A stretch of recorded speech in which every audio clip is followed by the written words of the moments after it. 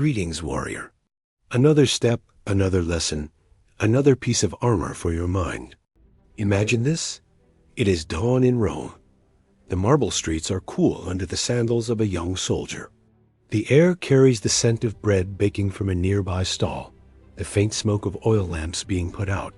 He stands alone before the great forum, staring at statues of men long gone, conquerors, orators, philosophers. He has just returned from battle.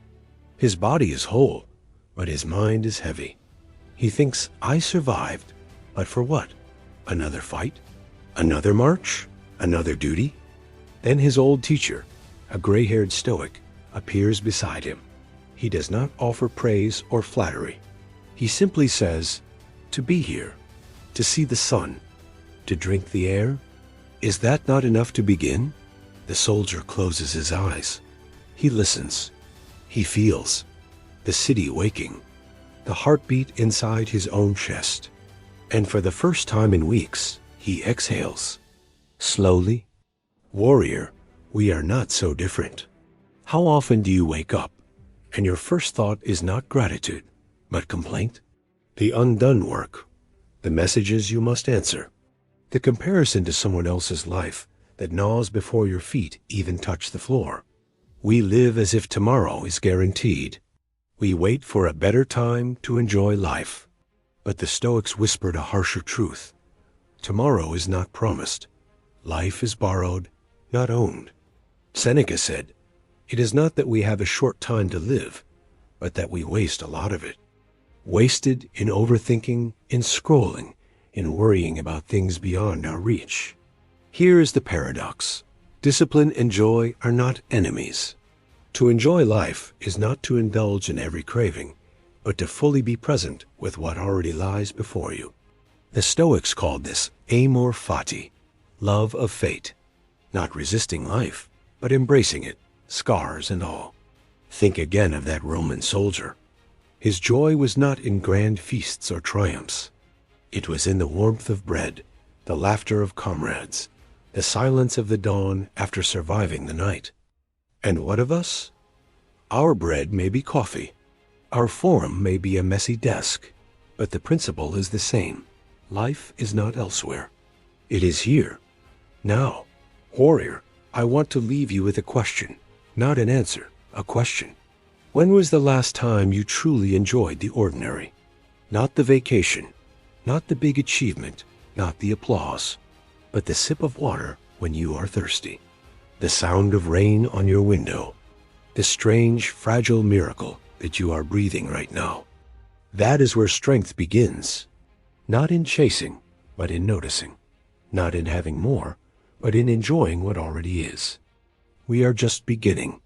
Stay with me, for this journey is not about escaping life, but entering it more deeply. Because enjoying life, warrior, is not a weakness. It is your greatest weapon. The old Stoic places a hand on the young soldier's shoulder. Enjoy it, he whispers. Not tomorrow. Not when Rome celebrates you. Now. The soldier frowns. But how can I enjoy anything when duty calls me again? When battles are endless? When I am never at rest? The teacher does not argue. He simply looks at the rising sun glinting off the marble statues and says, duty will always call. The world will always demand. But joy must be claimed, not postponed. Warrior, listen carefully. This is the same trap we fall into today. We wait for the perfect time to enjoy life. We say, after the exams, I will breathe. After the promotion, I will relax. After the bills are paid, I will live. But life is clever. It keeps presenting new battles, new duties, new struggles. The perfect time never comes. Seneca warned us. While we are postponing, life speeds by. The Roman soldier believed he had no time for joy, only duty. We, too, believe we have no time, only tasks. But what if enjoyment itself was a form of duty? What if being present, being alive to the moment, was not indulgence, but armor? Because here's the truth. A distracted mind cannot fight well. An anxious heart cannot endure long. A life without joy rots from within, even if the outside appears strong. Think of your own battles. You open your phone to study, but distraction pulls you into endless scrolling. You want to work out, but you compare yourself to others and lose willpower before you begin. You plan to start the project, but procrastination whispers, "Not today, later." And so hours are lost. Days are lost. Life is lost, not because of enemies with swords, but because of enemies within. Distraction, comparison, delay. The Stoics knew this enemy well. Epictetus said, "How long are you going to wait before you demand the best for yourself?" He was not scolding. He was warning. A time you waste waiting for courage, waiting for clarity, waiting for the right moment. That time is your life slipping through your hands. The soldier in Rome did not know if tomorrow's march would be his last. And neither do we. But here lies the lesson. To enjoy is not to escape responsibility. To enjoy is to step fully into the present moment so that you can meet responsibility with a clear mind and a steady heart. The warmth of bread before a battle. The silence of morning before the noise of duty. The strength of a small joy to endure the weight of a heavy day. That is Stoic enjoyment. Simple, clear, fierce. So warrior, I ask you now, what is the bread in your life? What small joy waits quietly, asking only to be noticed? And why do you withhold it from yourself? Stay with me, because in the next step of this journey, we will walk deeper into the Roman streets, sit with this young soldier and his teacher, and discover the hardest truth of all, that enjoyment is not found in the future you crave, but in the discipline of the present you resist. The young soldier stands still, the sun warming his face.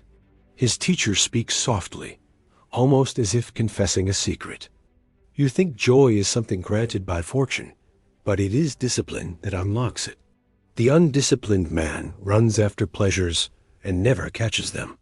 The disciplined man finds joy waiting at his feet. The soldier frowns. Discipline and joy? How can those walk together? The old man smiles. Because discipline clears the noise. Joy is not hidden. It is simply drowned out by your restlessness. Warrior, hear this. We often imagine enjoyment as indulgence, more food, more entertainment, more distractions. But those things leave us empty. True enjoyment is quiet. It is discipline sharpening your mind until you can taste the sweetness of a simple moment. Marcus Aurelius said, "The happiness of your life depends upon the quality of your thoughts." Notice that, not on possessions, not on applause, but on thoughts. Discipline over your thoughts is the soil from which joy grows. Imagine again the soldier, marching miles under the burning Roman sun. His body aches. His pack is heavy. He could curse his fate or envy the comfort of others. But instead, he recalls his teacher's words. He notices the rhythm of his breath, the strength in his legs, the loyalty of the comrades beside him. And in the midst of hardship, he feels it, a quiet flame of joy, not because the march is easy, but because he is present, alive, unbroken. Now bring it back to you. You sit before your tasks, the assignment, the work, the duty you dread. You can meet it with complaint, or you can breathe, step into the moment, and say, "This too is part of my life. I will not wait to enjoy. I will enjoy by being fully here." This is not romantic. It is training. It is armor. Discipline creates space, and in that space, joy appears. So here's the action I leave with you. Tomorrow morning, when you wake, before you touch your phone, before you speak, pause. Take one slow breath. Look around. Find one ordinary thing, the light on your wall, the softness of your blanket, the sound of birds, even the silence. Say quietly to yourself, "This is enough. I enjoy this." That is all. One moment each morning. Do it daily. and your mind will learn. Joy is not in the future. It is in your presence. Remember, warrior, life is not waiting for you. It is happening now. Enjoy it. Not tomorrow, not someday, now. That is my best advice. Thank you for walking with me today. If this message touched you, share it with someone who might need it. Subscribe. Leave a thought below, because when you do, these words travel further, reaching more warriors like you. And until we meet again, carry this truth as armor. Joy is not a gift you receive.